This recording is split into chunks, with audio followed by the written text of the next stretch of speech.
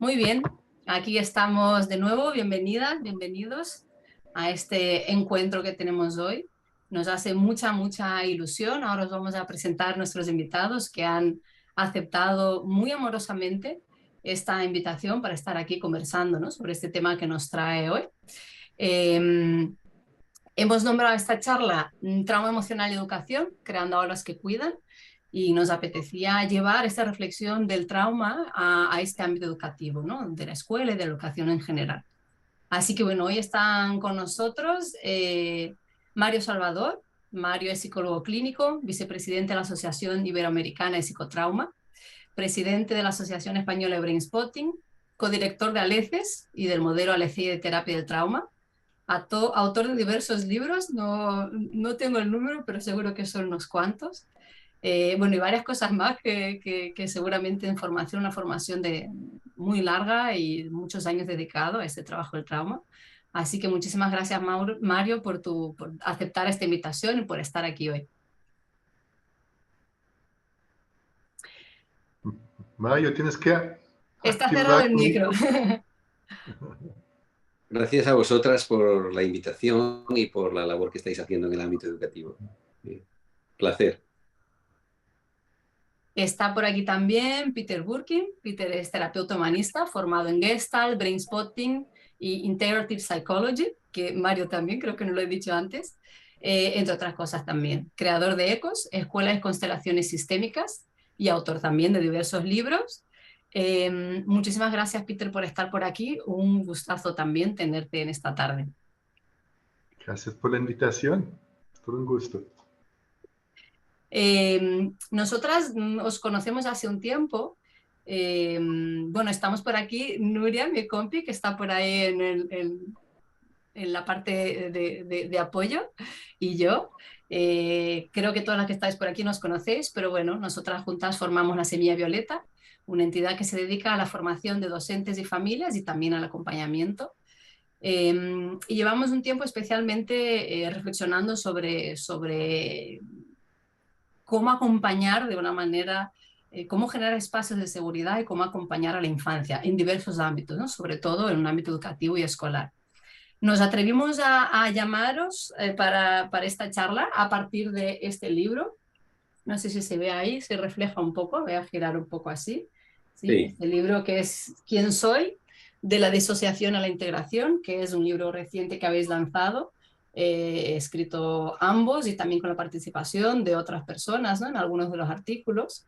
Y a partir de un vídeo que vimos en la entrevista con vosotros, dijimos, oye, pues estaría bien si les podemos invitar a hablar de un tema que no es, ¿no?, el vuestro específico, no estáis en un ámbito educativo, pero nos parecía interesante partir de las reflexiones que hacéis aquí sobre el acompañamiento, sobre el rol del adulto también, para llevarlo a este espacio educativo y pensar juntos, bueno, qué podemos trasladar de todo esto, ¿no?, a la escuela y un espacio escolar. Lo primero que queríamos preguntar es si nos podéis contar un poco qué es trauma, ¿sí? Porque lo que notamos es que a nivel general muchas veces pensamos en trauma y siempre es como un super evento traumático, un accidente, algo así, que también puede ser, pero nos gustaría escucharos contar un poquito de qué hablamos cuando hablamos de trauma, ¿sí? Que en varios niveles, si nos podéis contar. Bueno, pues voy a arrancar yo y luego Peter me complementa en lo que quiera, ¿no? Hay muchas formas, muchas maneras en las que podríamos decir que es trauma, ¿no? La más simple es trauma es cómo nuestro cuerpo responde a una amenaza para nuestra vida. ¿Sí?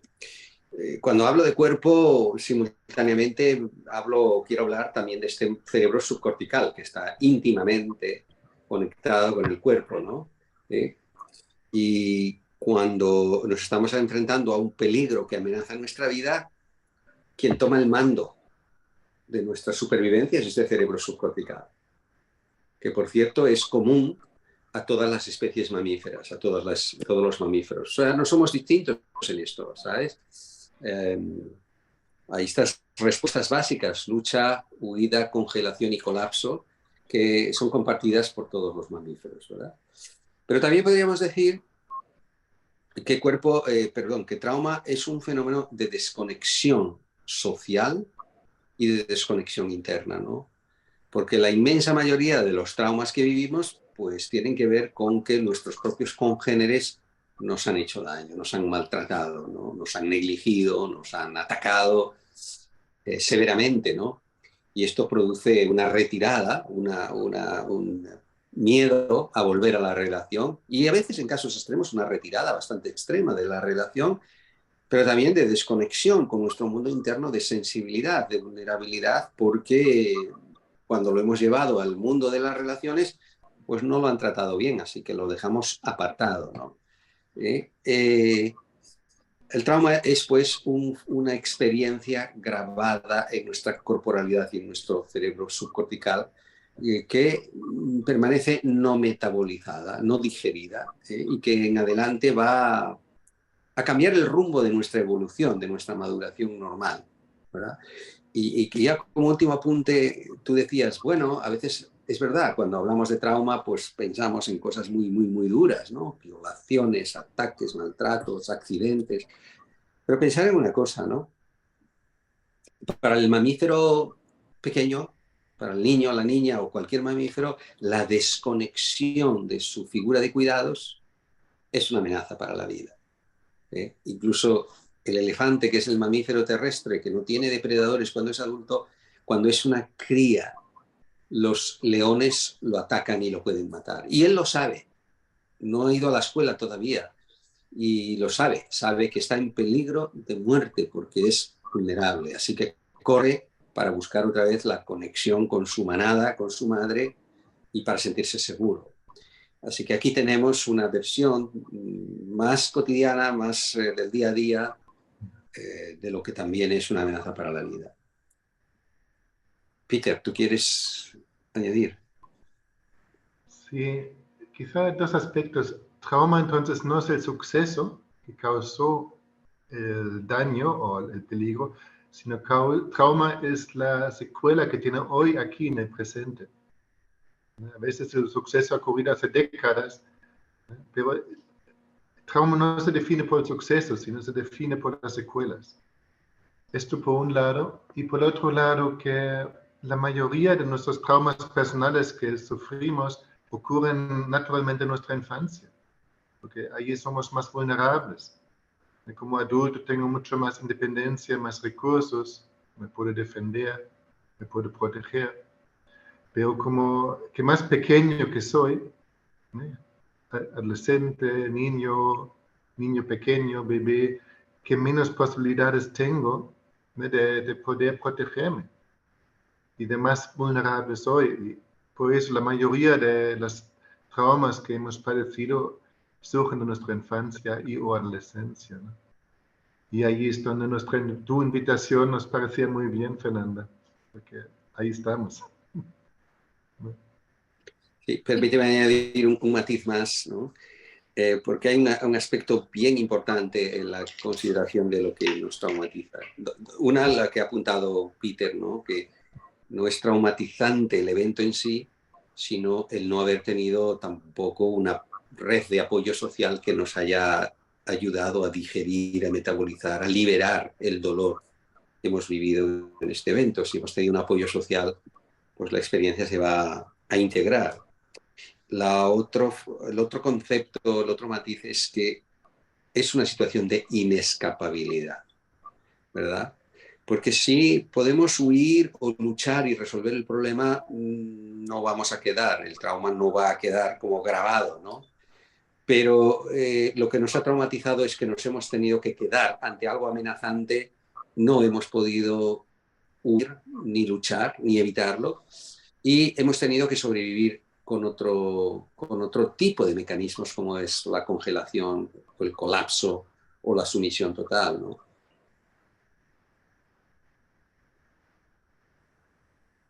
Me parece súper interesante el poder, ¿no? Empezar a reflexionar sobre el trauma desde este lugar que es mucho más cotidiano y cercano. Y estas dos cosas que decís creo que son dos puntos esenciales justamente en la práctica docente, ¿no? Para tener en cuenta, porque la escuela es un espacio de las primeras relaciones fuera de la familia, y a veces a edades muy tempranas, según la cultura es más temprana o menos, ¿no? Pero a edades muy tempranas. Entonces, claro, esas relaciones que se establecen tienen mucho impacto, ¿no? En ese desarrollo infantil. Y habéis hablado de dos cosas que son dos cosas que se pueden cuidar en la relación en la práctica educativa, que una es mantener esa conexión emocional, ¿no? Ya que romper la conexión se vio como una amenaza y un trauma. Y por otro lado, acompañar a procesar de alguna manera lo ocurrido, ¿no? Ofrecer un espacio de diálogo, de conversación y de acompañamiento y de escucha para que cuando pase algo en un entorno educativo, eso no quede en un impacto vivido en soledad, ¿no? Entonces, como esas dos tareas educativas de mantener la conexión y de poder acompañar, creo que serían dos puntos importantes a pensar, ¿no? En la escuela, para poder minimizar el impacto de experiencias, bueno, de separación de los padres, de eventos que van pasando en el día a día del aula, ¿no? ¿no? ¿Sabes? Dices algo muy importante. Trauma o la experiencia traumática tiene dos partes. Algo que ocurrió y después algo que no ocurrió después. ¿No? Eso sí, las personas hablan de sus experiencias traumáticas, ¿no? Que han dejado secuela. ¿No? La experiencia general después es que no había nadie. Nadie estaba allí para escucharme, atenderme, protegerme, calmarme, ¿no? Ayudarme a poder integrar lo que acaba de ocurrir. Entonces, esta soledad es algo, eso es un tema muy clave y a la vez, como no es espectacular, la mirada rápidamente, fácilmente va a qué pasó. Pero tan importante a lo que pasó es qué pasó después. Y allí cuando tú dices crear un espacio, ofrecer un espacio en el campo educativo que los niños puedan manifestarse, que puedan ser escuchados, que puedan experimentar qué significa un vínculo seguro, que haya alguien que está interesado y me quiere proteger, esto es oro, es tan importante. Sí, complementaría lo que está diciendo Peter también con lo que no pasó antes, ¿no? Porque el programa biológico que tenemos cuando tenemos miedo, nos sentimos amenazados, es buscar protección en nuestros cuidadores o en nuestros educadores, ¿no? La reflexión es por qué a veces los niños ya cuando viven ataques y amenazas no van a pedir ayuda a sus educadores o cuidadores o sus padres. Pues porque ya tienen una experiencia previa de que no pueden contar con ellos, de que ha pasado algo decepcionante como mínimo o a veces muy doloroso, ¿no? De crítica, rechazo, negación, ¿no? Y yo creo que estas ideas, efectivamente, hay una creencia nuclear en todo trauma y es estoy solo, nadie me entiende. Y no importa la naturaleza del trauma que sea. Nos traumatizamos en soledad, como decía Peter, y nos curamos acompañados. La experiencia de estar juntos, de no estar solos, bien entendidos, ¿no? Y esto es algo que tenemos que hacer todos los responsables en la crianza. Los padres, por supuesto, pero luego los educadores, ¿no? A mí me preocupa mucho también todos estos casos de niños porque ya son más frágiles, ¿sabéis? Hay una experiencia en el mundo de la depredación, que el depredador busca el individuo más frágil, el más débil. ¿Por qué? Porque lo va a cazar antes, ¿no? Estoy hablando ahora pensando en el caso de bullying, ¿no? Los chicos que hacen bullying con los compañeros están eligiendo también al más frágil, al más débil, ¿verdad? Y cuántas veces estos chicos se sienten solos. Los educadores o no se dan cuenta o miran para otro lado o le quitan importancia y por desgracia estamos viendo casos también dramáticos, aquellos que llegan al suicidio, por ejemplo, pero otros que no llegan a ese extremo, pero quedan severamente dañados y afectados para su vida en el aprendizaje y su vida social, ¿no? Porque he hablado de este cerebro subcortical que tiene una inteligencia para sobrevivir y que toma el mando, porque es muy rápido. Este otro cerebro, que está más involucrado en el aprendizaje, la concentración, la integración de ideas, no va a poder hacer bien su trabajo si este está ocupándolo todo, porque está encargado de de la percepción del peligro y de sobrevivir. Entonces los niños que vienen de estas situaciones de trauma, de amenaza, de negligencia, de violencia, etcétera, no van a poder aprender bien, no lo pueden hacer, y es una cuestión neurológica que no lo pueden hacer. Ahora en un momento os quiero entrar un poco más, ¿no?, en esto, en qué efectos tiene todo esto para el aprendizaje, para la memoria, para estar abierto a nuevas situaciones, ¿no? Antes quería volver un poco atrás porque nos resulta curioso cómo es posible que la tarea educativa se haya concentrado en esto, que es lo cognitivo, sin entender que todo lo anterior tiene que estar para que esto ocurra, ¿no? O sea, biológica y neurológicamente es incompatible que un niño que no se siente seguro y no se siente acompañado pueda estar disponible para una función superior, ¿no?, una función cortical. Y que a veces, ¿no?, hay docentes que están como en esa búsqueda de ver cómo mejorar el aula, pero normalmente se vive como algo tan menor, ese acompañamiento, esa mirada, ese poder, al menos que no viva en soledad un evento que está pasando en el aula o fuera, pero que llega, ¿no?, que un niño se lo comenta a su docente, no se le da la importancia que tiene esa escucha y esa conversación, ¿no? Porque es algo que, independientemente de la realidad que tengamos, es verdad que hay algunas que lo favorecen y otras que lo dificultan, siempre podemos tener esa actitud de escucha y de poder acompañar lo que está pasando. Y lo que más encontramos como respuesta habitual es el quitarle importancia, es el ironizar, es el no conectar con lo que el niño le está pasando. Esta respuesta que hace que el niño se siente solo sigue siendo una práctica muy habitual porque no somos conscientes de la repercusión que está teniendo eso en esa vivencia que está pasando, ¿no? Peter, Yo ¿sabes creo tú? Yo. Perdona, Mario.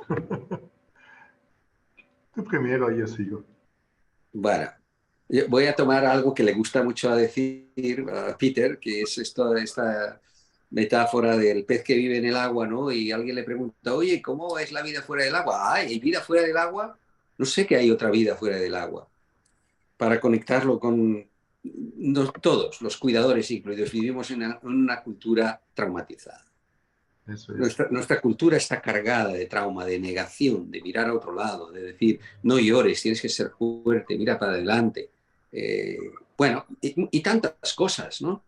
Y todos nacemos y nos desarrollamos en esta cultura, los niños a los que educamos y los que educamos a los niños. O sea que formamos parte de un sistema que tiene tantos preceptos que están apoyando y sosteniendo la falta de atención a la vida emocional, ¿no? Y no solo esto, hemos hiperdesarrollado una orientación a los resultados, ¿no? Hemos hiperdesarrollado también el modo de funcionamiento del hemisferio izquierdo, que es lineal, lógico, informativo, conceptual, y hemos minimizado, no le damos espacio a la vida y al modo de funcionamiento de este hemisferio derecho, que es emocional, somático, sensorial, vivencial, ¿verdad? Así que, mira, la primera disociación, hablando de ello, es la disociación entre los dos hemisferios. Hay una fisura aquí en el medio y hay un cuerpo calloso que los conecta, pero esta es la primera disociación anatómica. Si le hemos dado mucha bola a un modo de pensamiento, a un modo de ver la realidad y al otro le hemos desatendido y suprimido, pues en las propias aulas yo creo que hemos convertido la educación en una fuente de transmisión de información, pero no damos este otro aspecto que es biológicamente natural. Como tú decías, Fernanda, para que nuestro cerebro prefrontal, que es el involucrado en el aprendizaje, la maduración y la creación, hagan bien su trabajo, que es el de supervivencia, tiene que estar en calma, tiene que estar seguro.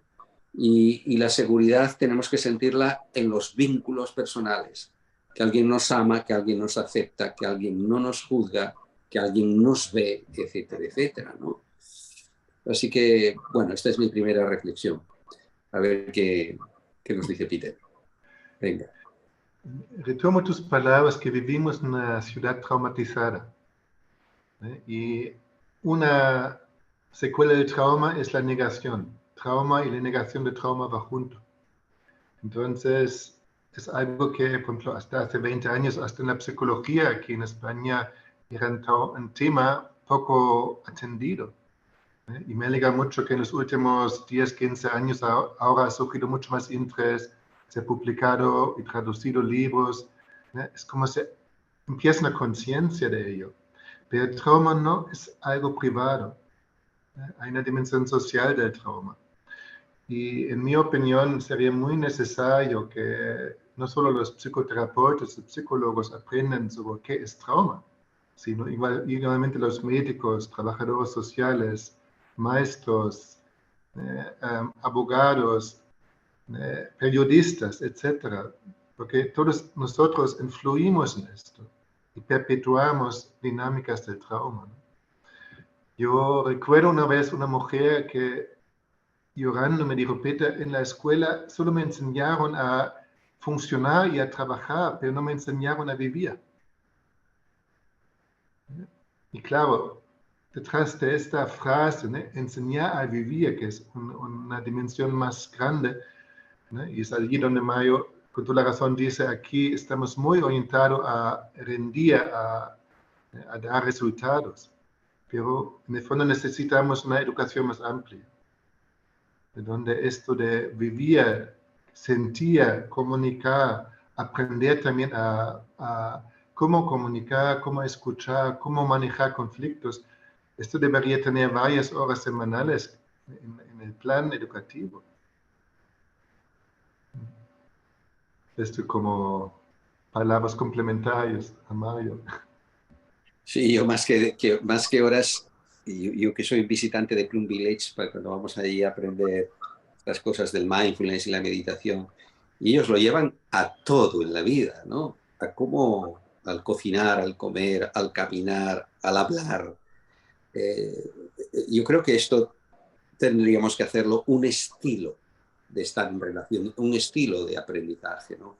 Y promover lo que a mí me gusta llamar aprendizaje límbico, no un aprendizaje conceptual, límbico, que tiene que ver con la experiencia vivida y sentida en nuestros cuerpos, ¿no? Porque entonces ese aprendizaje es mucho más integrado, es más orgánico, llega a todos los niveles de funcionamiento de la piel del niño, ¿no? Si no se queda ahí como un mundo, una biblioteca llena de información, ¿verdad? Pero desconectada de nuestras necesidades como humanos, ¿no? De nuestras necesidades mamíferas de conexión, de juego, de placer, de diversión, de alegría, de amor, etcétera, etcétera, ¿no?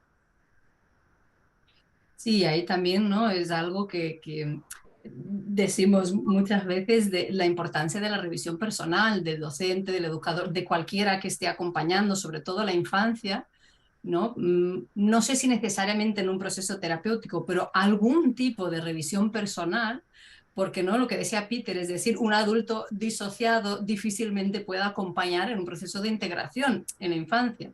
Entonces, poder ver de qué manera ese no llores, ese, ay, déjalo, esto qué tontería, eso que nos sale tiene que ver con nuestra propia historia, hay que revisarla de alguna manera, ¿no? Porque si no es automático, va a seguir saliendo y entonces vamos, ¿no? Reproduciendo este sistema de sociedad traumática cuando lo podemos, bueno, ir revisando, al menos a título personal y ojalá colectivo, ¿no? Para no seguir reproduciendo. Sí, es justo ahí donde sería necesario, ¿no? Que, como dije antes, también en el campo educativo, que por ejemplo el aprendizaje, los conceptos básicos de trauma, que forma parte de la formación, simplemente para poder tomar conciencia y respecto a uno mismo, y también solo puedes reconocer algo que conoces.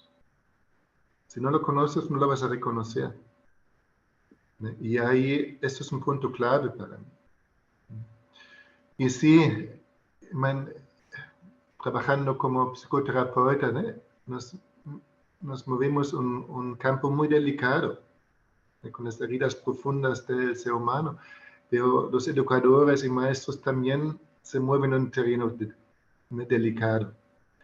Y el dilema es, no es su trabajo hacer de psicoterapeutas, son educadores, son maestros, ¿no? Y no hay que sobrecargarles con una exigencia que tampoco pueden cumplir, ¿no? Está fuera de lugar. Igual como no pueden asumir lo que los padres no hacen, ¿no? Ahí cada uno tiene que cultivar su huerto, ¿no? Y como tú dices, Fernanda, sí, creo que a la vez es una profesión exigente, ¿no?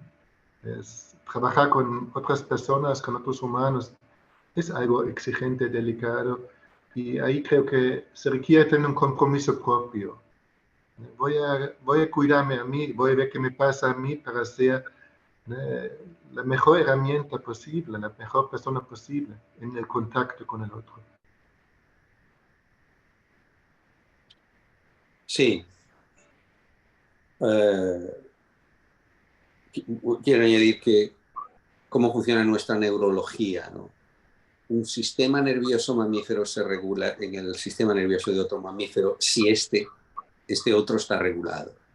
Y lo contrario, ¿no? Un sistema nervioso mamífero se desregula cuando el otro, el que ocupa la posición de mando, de autoridad, de poder en algún sentido, está desregulado, ¿no? Esto lo sabemos todos, porque si vamos en un avión y aquello se pone un poco feo porque hay turbulencias y nos asustamos, a los primeros que miramos allí, pues es a los tripulantes de cabina. Si estos están serenos en sus caras, tienen una voz, una entonación de voz tranquila, pues nuestras tripas se calman, como mínimo un poco, ¿no? Pero si los viésemos fuera de sí, pues aquello ya cada uno sálvese quien pueda, ¿no? Bueno, pongo el ejemplo porque lo que decías, Fernanda, ¿no? La revisión personal, ¿no? Nosotros, los niños son todavía muy subcorticales, no tienen su neurobiología madura, así que necesitan que quienes les cuidan, quienes les educan, pues hagan esa tarea de ayudarles a madurar su neurología, y para esto, importante que estén regulados, tranquilos, pero claro, no lo podrán estar si quienes les educan, pues no lo están, ¿no? Entonces, yo creo que tenemos que hacer un ejercicio de reflexión muy importante en la responsabilidad que es educar a un ser humano, ¿no? A un ser humano cuando es niño, que todavía está muy frágil, cuanto más pequeño, más frágil, ¿no? Pero siempre está moldeándose, modulándose en función de la calidad de las experiencias relacionales que tiene, ¿no? Así que yo creo que este apunte, esta reflexión sobre la responsabilidad que tenemos como padres, educadores, o los médicos cuando estamos débiles en los hospitales, que también, ¿no? Cuánto bien podemos hacer o cuánto poco bien podemos hacer, ¿no? Y a veces cuánto mal hacemos también, ¿no?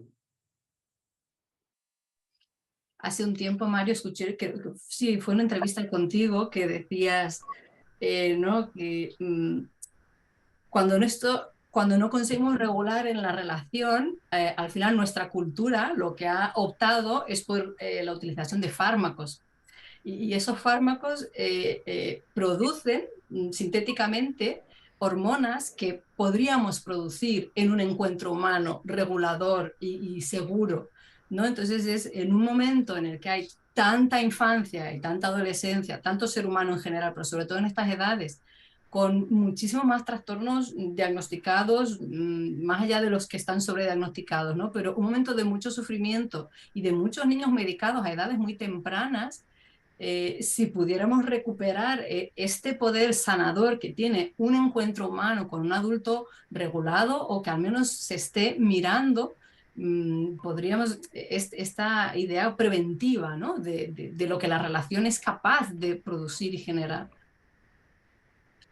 Sí, así es, ¿no? Lo digo yo y lo dice toda la investigación de la ciencia epigenética, ¿no? Que es bien conocido. Efectivamente, los niños chicos que tienen trauma en la casa, que tienen infiernos en sus casas, que tienen dolor, soledad, y no hay ningún adulto que calme, que llegue a ese dolor, que sepa estar con este dolor, ¿verdad? Pues son muy propensos a encontrar normalmente en la etapa de la adolescencia, pues en las drogas, pues formas de incorporar opioides por una vía externa que mitigan, nunca resuelven, solo mitigan o apagan temporalmente ese dolor, pero pero al menos esa droga está ahí, ¿verdad? No, nunca les va a rechazar, está a su disposición. Pero ya no piensan en que los seres humanos puedan ayudarles, entenderles, ya no recurren a ellos, ¿no? Y esta ciencia epigenética nos ha demostrado que en las experiencias de conexión, de empatía, de amor, de compasión, hay una producción de las hormonas dopamina, oxitocina y prolactina, que son las hormonas del bienestar, de la conexión social y de la alegría, ¿verdad? Nuestro sistema nervioso está programado y preparado para producir estos opioides del bienestar cuando estamos conectados. Y esto es otra reflexión importante. Nosotros, yo digo a mis estudiantes, ¿no? Nosotros somos la mejor droga si el otro la toma, claro, ¿no? Porque si esa conexión social está rota, está interrumpida porque la persona ya viene dañado de otras relaciones, pues no va a dejar entrar eso, hay que reconstruirlo, hay que reparar la experiencia de reconexión, ¿no? Pero hemos creado toda esta cultura de solución rápida, ¿no? Que los médicos, los psiquiatras, los propios padres, ¿no? Tan pronto nos desentendemos de este papel regulador y al médico que le dé un fármaco para dormir, para bajar la ansiedad, para regular su atención, tenemos cada vez más cosas para regular un organismo que está inteligentísimamente bien diseñado para manejarse cuando estamos en esta conexión social segura. O sea, es sabio, simplemente sabio, ¿no? Nosotros hemos perdido la conexión con esa sabiduría. Y allí, ¿sabes? Casi diría la cultura de la disociación, ¿no? Porque los fármacos es un elemento ahí, ¿no? Pongo una píldora y ya está. Pero aquí entre los presentes, ¿no? Que están aquí escuchándonos, ¿no? Pregúntate, ¿cuáles son mis adicciones? ¿No? ¿Cuáles son mis maneras de desconectarme? ¿No? Y puede ser alcohol o puede ser fumar, pero también videojuegos o ver series, un capítulo después del otro, etc. Tenemos tanta cultura de disociarnos, de desconectar, ¿no? Y claro, si nosotros lo vivimos, ¿qué van a hacer los niños en contacto con nosotros? Lo mismo, ¿no? Ahí es el desafío a cada uno de nosotros. ¿Hasta qué punto logro ser presente? Para ser lo que Mario Tamonito dice, ser la mejor droga para el otro, porque si yo estoy presente, el otro se va a autorregular conmigo. Y de esta forma llegamos a una sociedad más sana. Así es. Decíais antes, ¿no? En estas, no sé si llamarlo fases, ¿no? Pero momentos en el que primero hay un movimiento, ¿no? Que puede ser de ataque o huida y luego ya es como un colapso, un apagón, una disociación, ¿no? Estaba pensando, no sé si nos podéis ayudar a pensar cómo esto en el aula, cómo, porque claro, cuando hay un niño que está intentando todavía la relación, normalmente se vive como una molestia, un niño que está todavía intentando relacionarse con la maestra, está llamando, busca esa conexión, ¿no? Está en ello, en algún momento al final acaba desistiendo y ya como rompiendo totalmente, ¿no? No sé si nos puedes ayudar a reconocer qué nos muestra un niño que está en ello o cómo se expresa un niño que ya está en un colapso total, en un aislamiento, ¿no? Voy yo. Bueno, este apagón, este colapso, implica una retirada de la búsqueda de esa regulación en el exterior, porque lo que anticipa que va a venir de fuera no es bonito, ¿verdad? Así que se abandona. Hay una huida hacia adentro, un refugio interno, ¿no? ¿Cómo lo va a manifestar el niño o la niña? Pues con falta de motivación para aprender, para hacer cosas, con un apagamiento de la curiosidad y de la conducta exploratoria, por ejemplo, ¿no?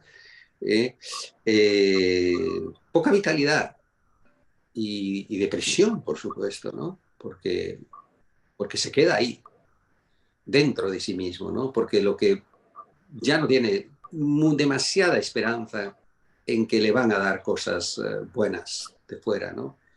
Pero podemos ver esto también de otras maneras, ¿no? Sabemos que hay una diferencia de género en niños y niñas, hombres y mujeres, en cómo manejan el trauma, ¿no?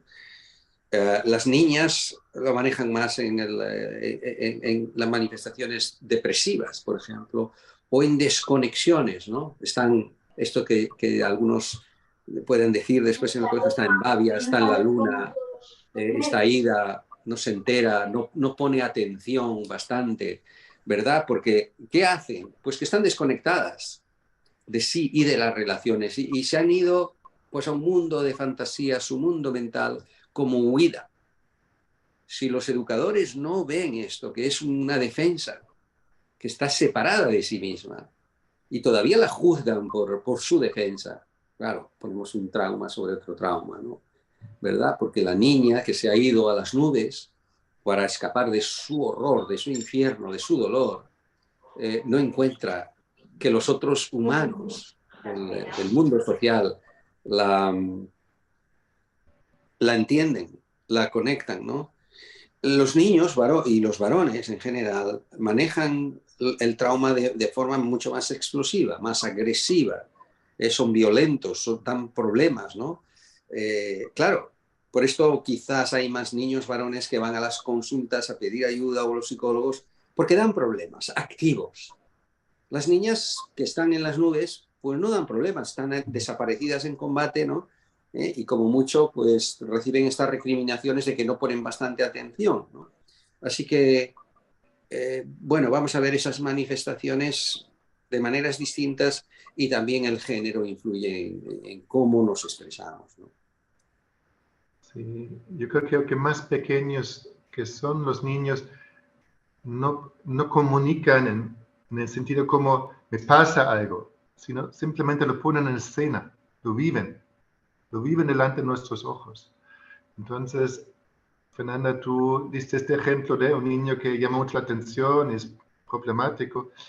Obviamente esto está a la vista y lo que Mario acaba de escribir creo que es muy importante, es los que no llaman la atención, que están ahí muy retirados y como no causan problemas, es muy fácil de ignorarles, ¿no? Porque la atención va, todo va bien, nadie me... ¿no? Pero justo ahí generar una sensibilidad como maestro, no solo poner el foco en qué está ocurriendo, sino en lo que no está ocurriendo. En estos casos silenciosos, que en la mayoría pueden ser niñas y también, por supuesto, niños, depende de cada uno ahí, ¿no? Así que justo esto de sensibilizarse, de nuevo, puedo reconocer algo que conozco, ¿no? Y ahí toma nota de que esas manifestaciones que en primer plano son molestias, son un problema, en el fondo el mensaje es, esto ya es una solución. Detrás de esto que está haciendo el niño, ahí está el problema. Y ahí hay con mucha probabilidad una experiencia traumática que está desatendida.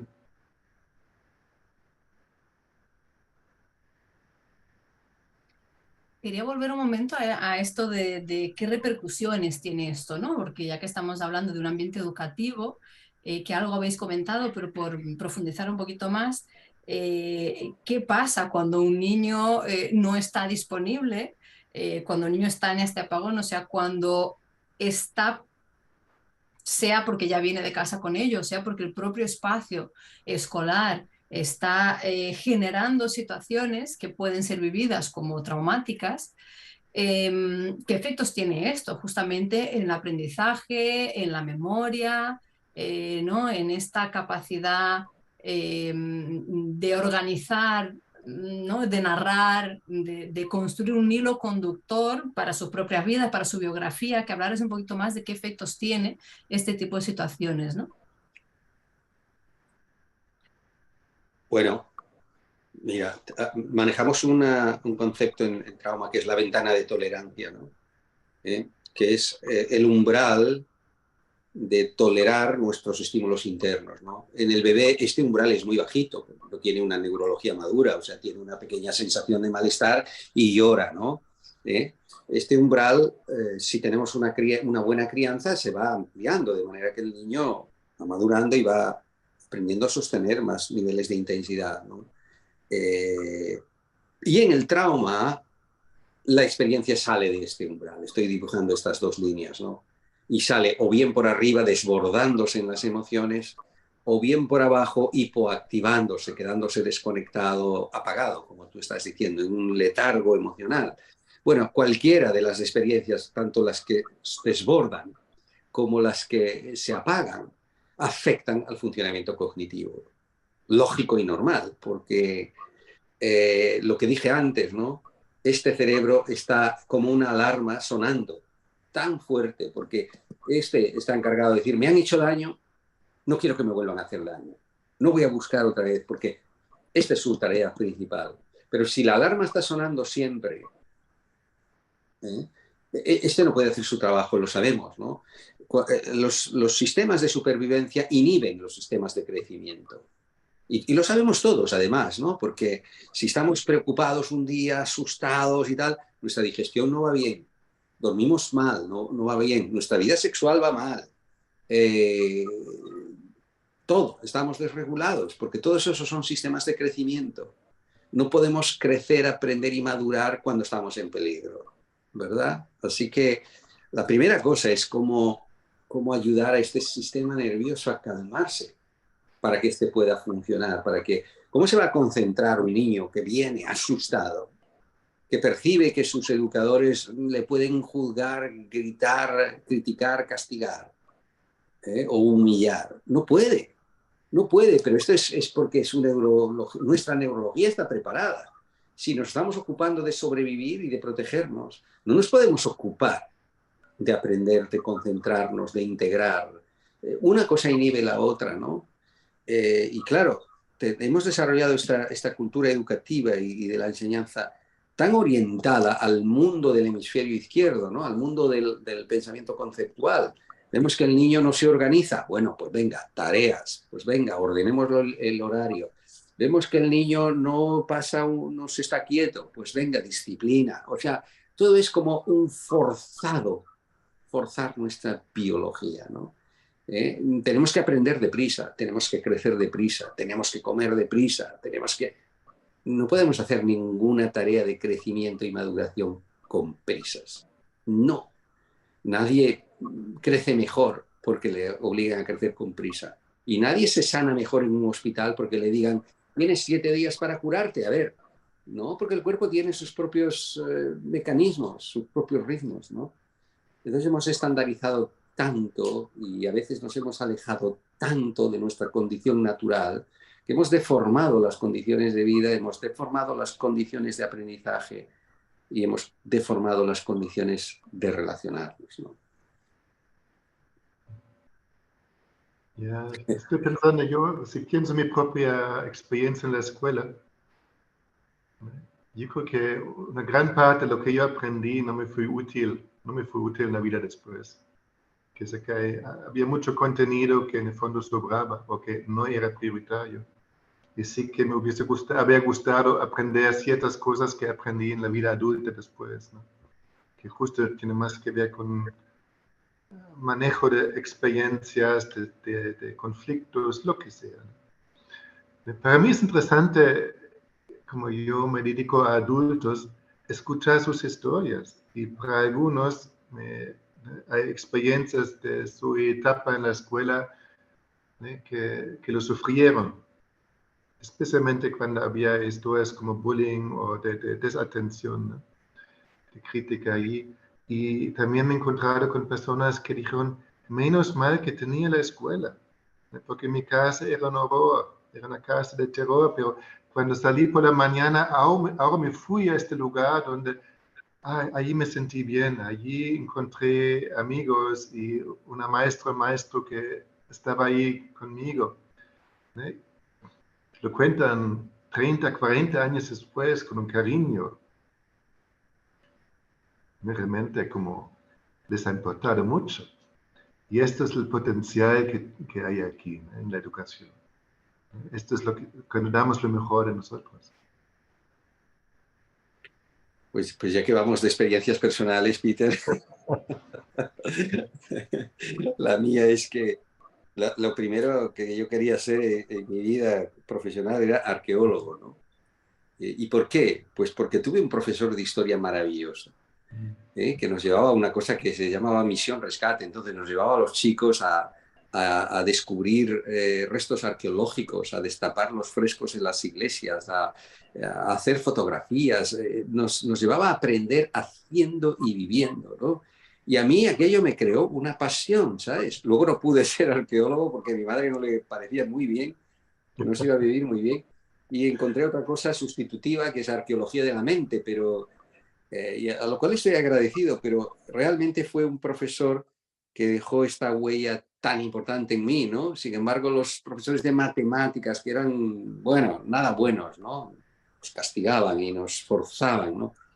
Pues esto nunca tuvo, independientemente de que quizá mi cerebro no es muy dotado para los números, pero, pero la influencia de este profesor fue realmente, bueno, la recuerdo hoy con frescura y ha dejado esta huella y pues ha determinado importantemente mi orientación profesional. Así que habla de la importancia de tener algunos de estos educadores que pueden hacer tanto bien y dejar una huella tan bonita, ¿no? Lo mismo que puede haber los que dejen una huella no tan bonita, ¿no? Sí, esto que decía antes Peter, ¿no? De que un docente no puede ni debe hacer el rol de terapeuta porque estaría desordenado en ello. A la vez hay cosas que son como muy sencillas, ¿no? Recién Mario daba ejemplos como el no humillar verbalmente a un niño ni a solas, ni mucho menos delante de toda la clase, el no dar las notas en público, el no hacer comentarios despectivos de que "Oh, es que pareces un niño", ¿no? Como hay cosas que son como muy, que no hace falta ser un terapeuta para poder poner una atención y un cuidado, ¿no? A que ese niño no vaya sintiéndose que va a un lugar de lucha, ¿no? En el que se tiene que defender. Entonces, ya un poco así como a modo de cierre, me gustaría que hablarais un poco de, bueno, qué actitudes, qué acciones, qué podíamos invitar, ¿no? A las docentes que nos están escuchando que sí pueden llevar a la obra. O sea, qué sería importante para generar un espacio seguro donde el vínculo sea central y donde haya esta mirada puesta en cuidar eso como base para todo lo demás, ¿no? Quizás un poco parecido como en la terapia. En la esencia es un encuentro entre ser humano y ser humano. Cada uno tiene ahí su rol, pero esencialmente nos encontramos dos humanos y en la escuela ocurre lo mismo. Y por supuesto hay una diferencia generacional. Aquí los maestros son de la generación de los padres, y hay una desigualdad, etc. Pero en el fondo es tan simple como cómo me hubiese gustado que me hubiesen tratado a mí siendo niño. Pero de nuevo, ¿no? Una persona traumatizada lo que hace en ese momento no quiere recordar eso. Entonces lo evita. Pero de algún modo, trauma se transforma en un modo de vivir. Quiere decir que si yo he sufrido ese trauma, es bien probable que yo, siendo adulto, hago esos comentarios que yo he sufrido. Y allí me toca a mí realmente mirar mi propio sótano que tengo aquí oculto y sensibilizarme por ello. En ese sentido, yo como terapeuta a veces digo, los clientes vienen a nuestra consulta para sanarnos. Encima nos pagan. Quiere decir que aquí hay un encuentro donde ambos pueden ganar. Y yo creo que para un docente, él mismo puede observar en su reacción con los niños qué me está pasando a mí. Y allí se puede abrir una puerta o una ventana hacia algo que necesita ser rescatado, sanado. Y como tal, yo creo que este es el regalo de esta dificultad que cada profesión tiene, ¿no? ¿Cómo lo ves tú, Mario? Bueno, yo me reconectaría con lo que estás diciendo y lo que ha dicho Fernanda, ¿no? Que has hecho ya algunas cosas bien básicas, pero los médicos tienen este precepto, primum non nocere, primero no hacer daño. Si ya paramos las cosas que pueden hacer daño, ya es bueno, ¿no? Y ahora vamos a poner algunas cosas que hagan bien, no solo no hacer daño, pero esto tiene que ser básico, ¿no? Como estás diciendo tú, Peter, y apoyándome en Pierre Janet, el trauma se manifiesta de muchas maneras, en las emociones intensas, en las reacciones, en las sensaciones de malestar y somatizaciones, y en las reactuaciones conductuales. Y aquí no se trata de quiénes tenemos trauma o no, todos tenemos en algún grado trauma. Y los educadores y padres también lo tenemos. Así que este aspecto de la revisión personal debería de ser continuo. Continuo porque los niños van a tocar teclas en nosotros como los pacientes, tocan nuestras teclas y todo lo que no está resuelto pues sale para arriba, ¿no? Pero luego, entonces, ¿qué prácticas, no? Respondiendo a tu pregunta, Fernanda, pues mira, prácticas de reflexión. La reflexión es volver a nosotros mismos, ¿no? Es hablar de qué nos pasa, qué estamos sintiendo, qué me ha hecho daño, ¿no? Colocar este discurso un poco en nuestras relaciones, y dar espacio para que los niños aprendan esta función importante que es la mentalización, a leer sus estados internos y a leer los estados internos de otro, a conectar las reacciones con cosas que pasan dentro, porque las reacciones es lo que se ve. Entonces, que un educador se acerque a un niño que ve con problemas, a una niña, y le pueda hacer la pregunta, ¿qué te pasa? Te veo en dificultades, veo que estás pasando mal. ¿Qué te ocurre? Bueno, esta que parece una pregunta tan simple, algunos niños no la han escuchado nunca en sus propias casas o en sus propios colegios, ¿no? ¿Cómo estás? ¿Qué te está pasando? ¿En qué puedo ayudarte? Y invitarle a hablar. E invitarle incluso prácticas entre los propios chicos que tienen conflictos, problemas, ¿no? Lógico, normal, la convivencia va a producir esto. La cuestión es cómo enseñarles a gestionar las dificultades sin agredirse, sin reaccionar, ¿no? Y aquí, lo siento, pero los educadores o cualquiera que esté haciendo la función de guiar el barco, pues tiene que poner las líneas, ¿no? ¿Cómo se gestiona y se trata esto, ¿no? O sea que, bueno, pongamos un poco de estas prácticas y también de estas actitudes humanizadoras en nuestras relaciones y esencialmente en la manera como nos ponemos a la altura del niño, nos agachamos un poco y le preguntamos de su vida interna, ¿no? Sí, creo que hay como un hábito bueno, en general, ¿no? En las relaciones de adultos con niños de quedar, bueno, en general, del ser humano, de quedarse en la superficie, ¿no? Como vemos el comportamiento, respondemos al comportamiento, queremos eliminar el comportamiento y nadie ha mirado como más abajo, ¿no? Detrás de qué está pasando ahí, ¿no? Como decías antes, tenemos un sistema fantásticamente inteligente que si genera esa respuesta es por un proceso interno y por cosas que han pasado, ¿no? No lo hacemos porque sí, es una respuesta que tenemos a vivencias que se han repetido en el tiempo, ¿no? Bueno, no sé si así a modo de cierre queréis aportar alguna cosa más, alguna reflexión, algo así a título de cierre. ¿Tenéis la palabra? Simplemente noto como habernos escuchado durante estos casi una hora ya, la importancia también de cuidarse como en su propia profesión, ¿no? Como aquí hablamos con docentes y maestros, ¿no? La importancia de no acabar quemados a partir de cierta edad, ¿no? Porque hubo una sobrecarga, ¿no? Y esa sobrecarga tiene que ver, por un lado, cómo fueron las relaciones dentro del aula, ¿no? Y dentro de los maestros.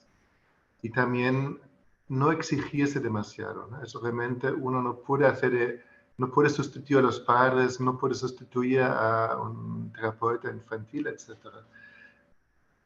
Y a la vez cultivar esta humanidad, ser humano, ¿no?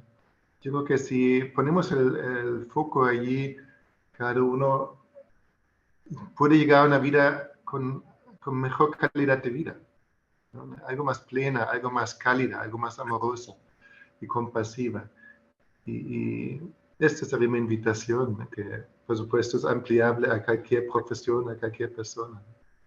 Pero si no, quiero evitar que entramos en una exigencia más oh, soy maestro y ahora encima tengo que, ¿no? Aparte de todo lo que ya manejo, tengo que aprender del trauma y qué hago con esto. Creo, creo que por ahí no va, como palabras de cierre. Bueno, pues yo tomo algo que también ha dejado caer Peter, ¿no? Y son los cuidados del cuidador, ¿no? Cuidados del educador en este caso, ¿no? Porque, bueno, es una labor de responsabilidad, de conciencia, por supuesto, pero también es una labor de desgaste, ¿no? Como el padre que tiene 3 niños o 2, pues ahí hay un estar orientado hacia el otro y hay que gestionar muchas situaciones, ¿no? Y los propios educadores o cuidadores en cualquier ámbito también tenemos nuestra vida privada y no siempre es perfecta y muy feliz y muy ordenada. O sea que tenemos tantas cosas pasando en nuestro mundo interno, en nuestro sistema límbico, que si no tenemos tiempos de depuración, de liberación, de compartir esto, nos curamos en tribus. Así que los propios educadores que estáis involucrados en esto, estaría bien de dar también espacios para, para el apoyo grupal, ¿no? Para poder liberar nuestras frustraciones, nuestras decepciones, nuestras impotencias y a veces nuestro dolor y sufrimiento, claro, ya no sé, depende del ambiente que haya, ¿no? Pero tener nuestra shanga, nuestra tribu, donde, bueno, sea dentro de, si se puede, que debería ser dentro del propio institución educativa, si no, pues claro, fuera, o cuidar que tengamos buenas relaciones, ¿no?